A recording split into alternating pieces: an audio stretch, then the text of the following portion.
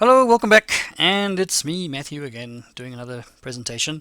This was a presentation I did at a Teach Meet at Brescia House in 2018, this year. And the topic was creating a professional online persona for teachers. In other words, the effective use of social media to advance oneself and connect with others. Sounds very fancy, but it actually wasn't too complicated. So, in this world of all these social media options, how do we actually begin to create a professional online persona or a portfolio? And in my mind, there are three things. The first one is it's the base. I'm all about the base, baby, and here we are. The base is understanding the platforms that are available and how they work. And then we have the building bricks, all the various social media applications that you can use. These are the bricks that you use, and of course, the final crafted outcome, and that is you, who you are online. Now, creating a professional online persona is very much like building a house.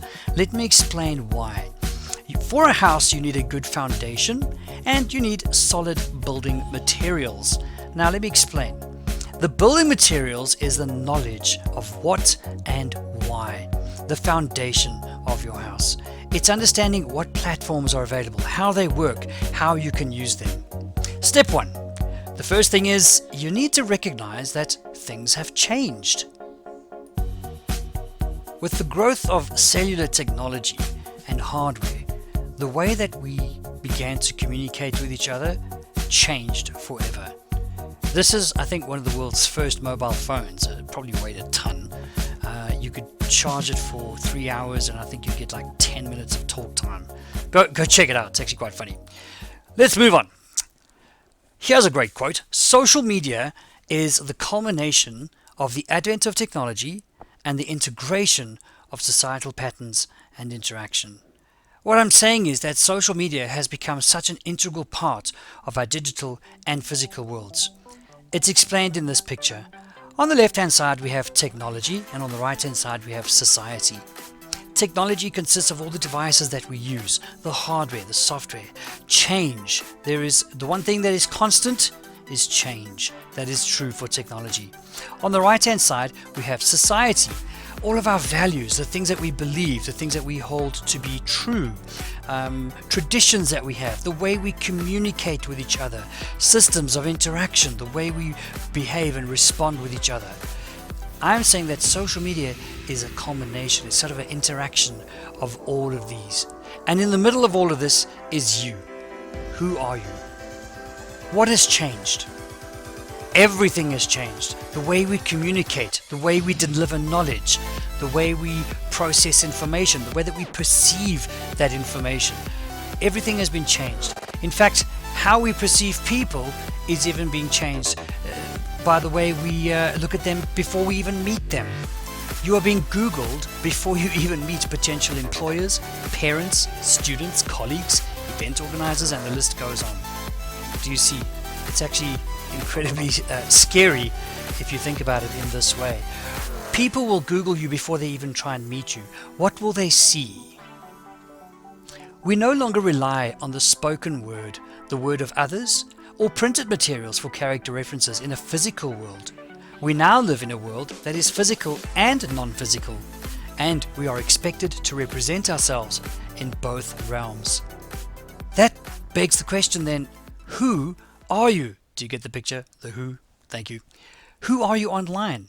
What does your online presence look like? When somebody Googles you or looks for you online, do they see a professional portfolio with enough information to make a valid or a legitimate assumption about who you are?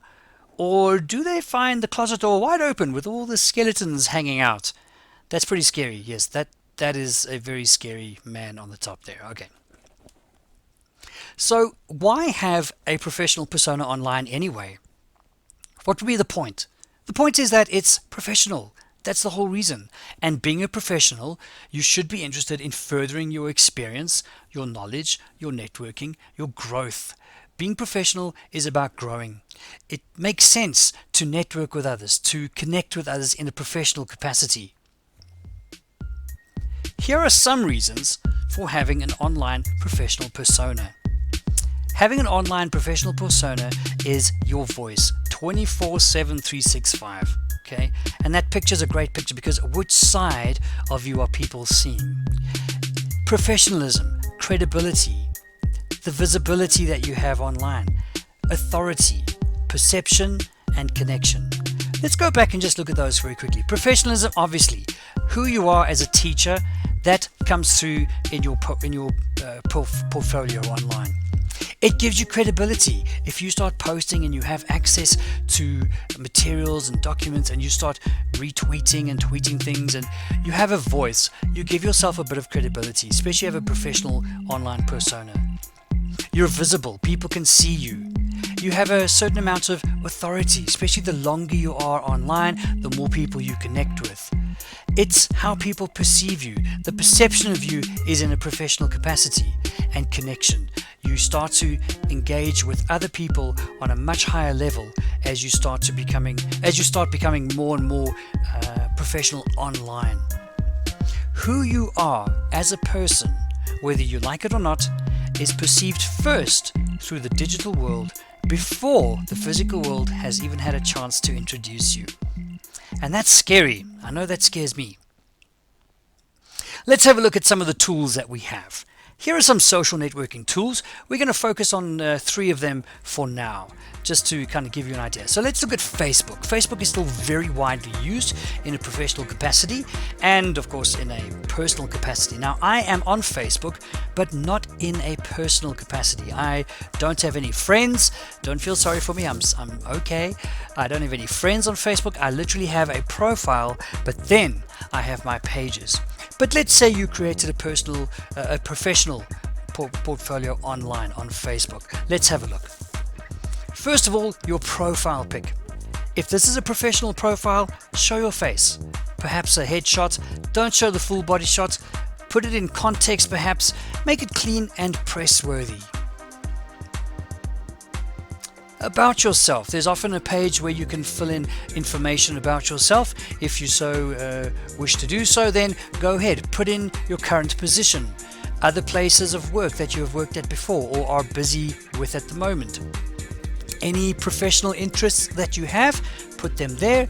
Anything that is career orientated is good to have. What about your pictures? Any pictures that you might put on Facebook? Well, I would say show what you do.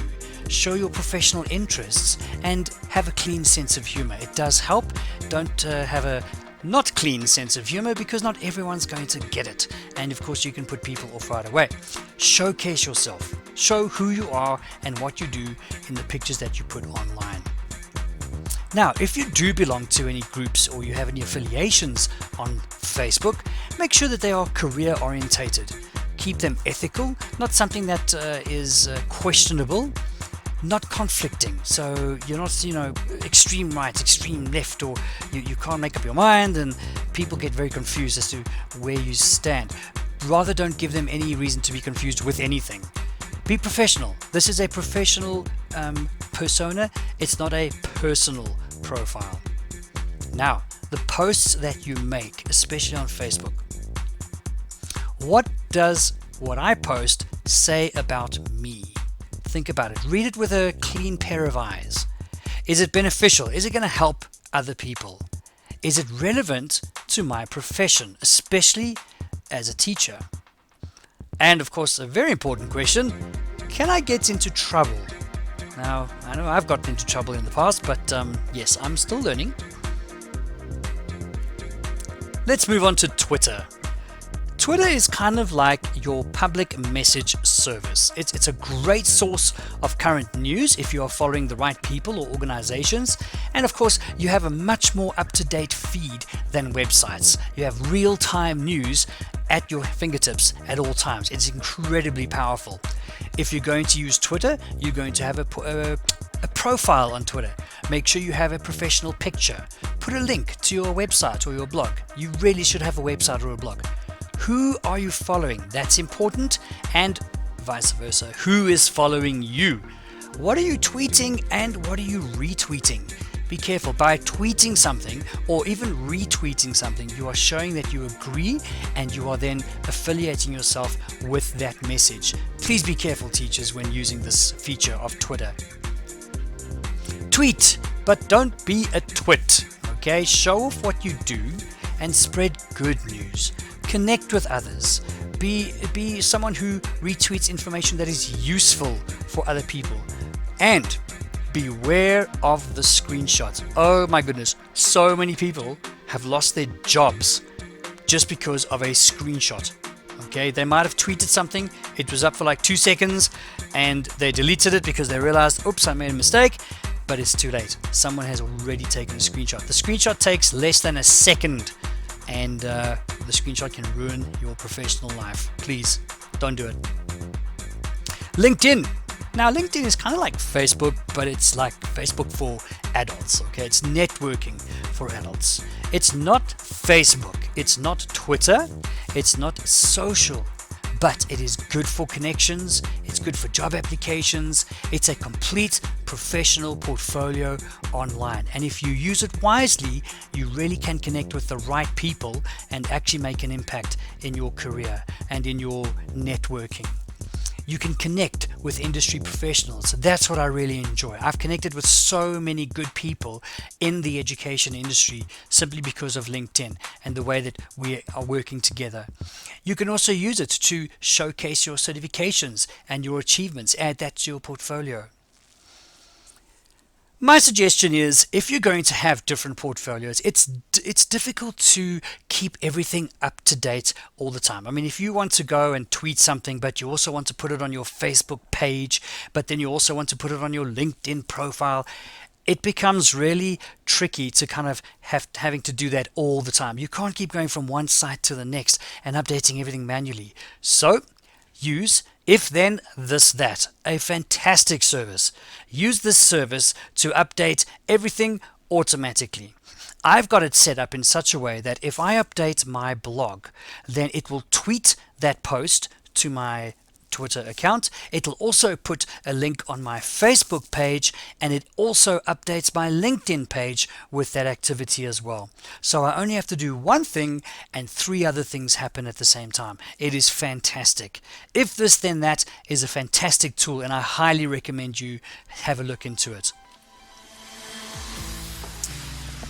Now, if you were going to type your name and your surname in that search bar, what would you find when you Google yourself? Will it be something like this? Or do you rather want something like a thumbs up from Chuck Norris? Yes, I know I would want that. Thanks, Chuck.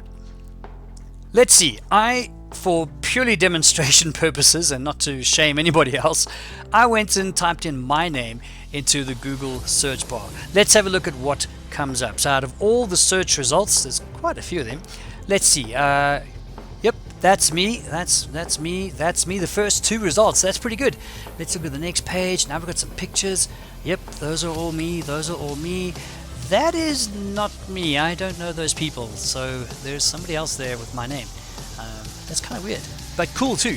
Let's move on. Oh, look, there's more. That's me. That's me. That's me. These are all just different things. These are from LinkedIn, Tech Teachers, the Benoni City Times. Yes, I live in Benoni. Sorry. That profile is not me, but it actually takes you to a page with lots of Matthew Hayneses. I know it's very popular, and you can find me there, I think. Bing, I used Bing as well, and there you can see. There I am at 1, 2. First 2 there, 1 at the bottom. No, that's not me. There I am on the second page there. There's LinkedIn there. I don't know who that Matthew Haynes is on Twitter. That's somebody else. And oh, there I am. MIE Expert Spotlight 25. Very nice. And no, I'm not a store manager on LinkedIn. Right, a couple of do's and don'ts when it comes to social media and having an online persona. Let's have a look at some of the do's. Okay, please do the following. All right, keep private and professional separate. Please, we don't need to see what you had for supper that night. We don't need to see the latest rant that you've got about your neighbors or something. Please, it's got nothing to do with us. Do explore first. Explore this world of connectedness, of everyone, Twitter and LinkedIn, Facebook, and their blogs and websites. Explore. Have a look. See what people are doing, how they are doing it. Then connect. When you are connected, share. Sharing is caring, they say. And share everything. Share good stories. Share good resources, websites, materials. Engage. Do engage with other teachers. You will learn so much and gain so much experience. Pick your weapon of choice. Okay, is it going to be Twitter? Is it going to be Facebook, LinkedIn? Are you going to maybe use a YouTube channel as your weapon of choice? You decide. Stay consistent, stay connected, and stay concise. No essays, okay? No like 5 tweets just to get one point across. Please keep it concise. People are in a very society today. We like to just digest things very quickly, little bits of information. Here are some don'ts, all right? Do not do this. Do not post material that is inappropriate. Now, although this might sound like common sense, you might be very surprised at what people do post, even professionals, that is not appropriate, and it causes them a lot of backlash. Do not voice your opinion without some sort of justification. Okay, if it's not justified or it's not really legitified, please legitified. Was that a word? Legitimified? I don't know. Please don't voice your opinion without justification. Don't moan, rant, vent. Generally, just be negative and moan about everything. It doesn't help anyone, and people actually will stop going to your resources or your site. They won't want to connect with you because you're actually just a negative person. In my opinion, I don't think it's wise to connect with students that you are currently teaching. Okay, this might be a contentious issue, and it might be, some people might think it's a good thing, some people might think it's a bad thing. I personally think it's a bad thing because it's got nothing to do with them. Your professional portfolio, your professional profile online has got nothing to do with your students. So don't connect with your students, even in a personal capacity, but that's my own belief. Please do not copy or distribute material without permission, and don't be somebody else. Be yourself. Don't fake it. Don't deceive people. Just be natural. Be who you are, and you'll be just fine. Remember that life is not about finding yourself as much as it is about creating yourself. Thank you so much for watching and listening to this presentation. If you would like me to come and do a chat or a presentation at your school, feel free to contact me, techteachers.co.za. Thanks so much.